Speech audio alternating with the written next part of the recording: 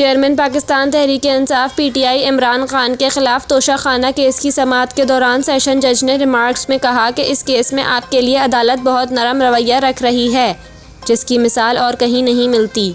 District and session court Islamabad में chairman PTI के खिलाफ तोशाखाना केस की समाअत हुई। गुज़िश्ता 2 रोज़ की तरह आज भी इमरान खान के वकील ख्वाजा हारिस अदालत में पेश ना हुए। इन्हें अदालत ने दलाइल देने के लिए तलब किया था। अदालत को इस्लामाबाद हाई कोर्ट के हुक्म के मुताबिक 7 रोज़ में फैसला करना है कि चेयरमैन पीटीआई के खिलाफ तोशाखाना केस काबिल समाअत है या नहीं। इमरान खान की जानिब से आज अदालत में 2 दरख्वास्तें दायर की गईं।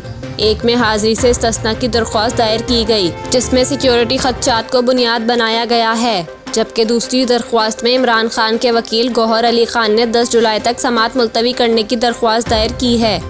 इलेक्शन कमीशन के वकील साद हसन ने इस्तिस्ना की दरख्वास्त पर एतराज़ उठा दिया, जबकि सेशन जज हुमायूं दिलावर ने इजहार बरहमी करते हुए कहा कि गुज़िश्ता 3 रोज़ में एक बार भी वकील ख्वाजा हारिस पेश नहीं हुए। अंडरटेकिंग आपने दी कि वकील ख्वाजा हारिस पेश होंगे।